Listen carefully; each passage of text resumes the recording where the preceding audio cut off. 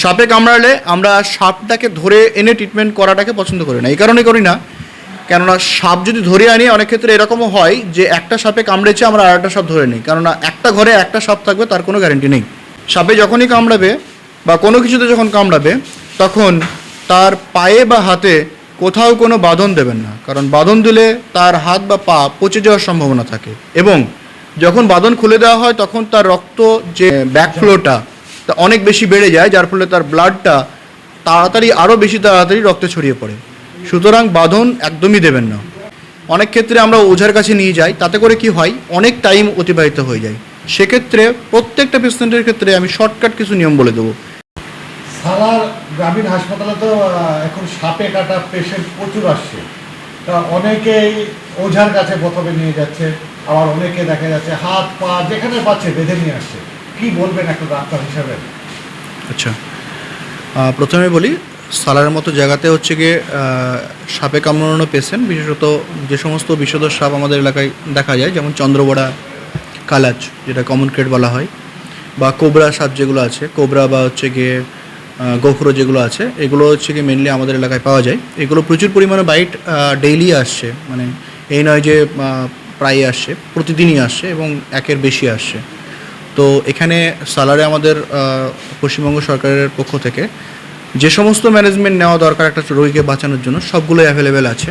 তো সেক্ষেত্রে আমি সমস্ত জনগণের জন্য বলবো যে কোনো পেশেন্টকে যদি সাপে কামড়ায় তাহলে সে কখনোই মরবে না, যদি সে সঠিকভাবে সঠিক ট্রিটমেন্টটা সঠিক সময় নেয়।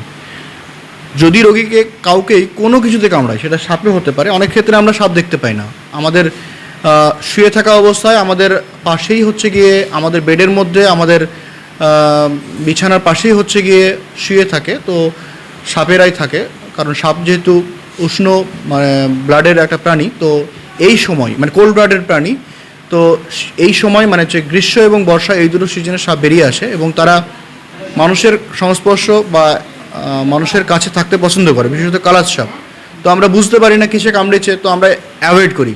অনেক ক্ষেত্রে আমরা ওঝার কাছে নিয়ে যাই, তাতে করে কি হয়, অনেক টাইম অতিবাহিত হয়ে যায়। সেক্ষেত্রে প্রত্যেকটা পেশেন্টের ক্ষেত্রে আমি শর্টকাট কিছু নিয়ম বলে দেবো, সেগুলো যদি পালন করে তাহলে কোনো পেশেন্টের লাইফটা আমরা হারাই না।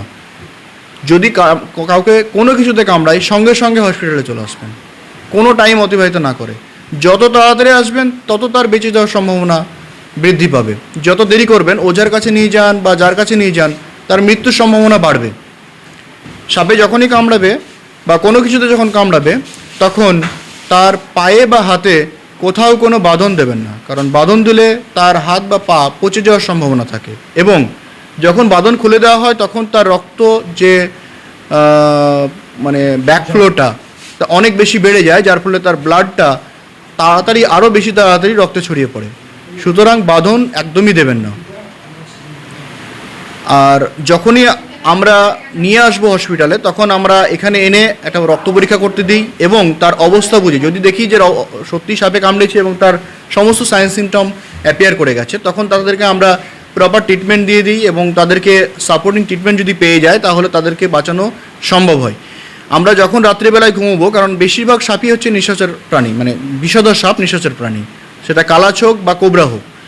তো আমরা যখন রাত্রিবেলায় ঘুমোবো তখন অবশ্যই মশারি কাটিয়ে ঘুমোবো, বা আমাদের আশপাশে যে সমস্ত জায়গাগুলো আছে সেগুলো পরিষ্কার পরিচ্ছন্ন রাখবো, যাতে সাপ যদি ঢুকে থাকে তাহলে যেন আমাদের নজরে পড়ে। আর একটা ব্যাপার হচ্ছে গিয়ে রাত্রে যখন বেরোবো হাতে যেন একটা টর্চ লাইট থাকে, তাতে করে কি হবে, আমরা শনাক্ত করতে পারবো আমাদের আশেপাশে কী আছে। সাপে কামড়ালে আমরা সাপটাকে ধরে এনে ট্রিটমেন্ট করাটাকে পছন্দ করি না। এই কারণে করি না, কেননা সাপ যদি ধরে আনি অনেক ক্ষেত্রে এরকমও হয় যে একটা সাপে কামড়েছে, আমরা আর একটা সাপ ধরে নিই, কেননা একটা ঘরে একটা সাপ থাকবে তার কোনো গ্যারেন্টি নেই। সুতরাং কোনো পেশেন্ট যদি সাপে কামড়ায় তাকে যদি সে যদি কোনো একটা জলঢোড়া বা কোনো একটা নন পয়জনাস সাপ ধরে নিয়ে আসে তাহলে কিন্তু আমাদেরকে মিসলিড করতে পারে, কেননা একটা ঘরে একটা চিতি সাপে কামড়ে সে চলে গেছে, একটা জলধরা সাপ ধরে নিয়ে চলে এসে, সে জানে না কোন সাপে কামড়েছে, সে উঠে দেখলো, ঘর খুঁজলো, একটা জলধরা সাপ পেলো, ধরে নিয়ে চলে আসলো। পরবর্তী সময় কিন্তু এরকম অনেক ঘটনা ঘটেছে যে সাপ ধরে আনে সে একটা আর তাকে কামড়েছে আর একটা। অবশ্যই যদি সাপ যদি সে শনাক্ত করতে পারে, সে যদি চিনতে পারে, কামড়ানোর সময় সে দেখতে পারে, বললে ট্রিটমেন্ট করা সুবিধা হয়। আর হসপিটালে যদি টাইম মতো আসে তাহলে হচ্ছে গিয়ে তাকে বাঁচানো যায়, বাধা তো একদমই যাবে না, সময় অতিবাহিত করা যাবে না। আর ওঝার কাছে একদমই যাবেন না। প্রপার ট্রিটমেন্ট করুন, সকলে সচেতন থাকুন, তাহলে সকলে বেঁচে যাবেন।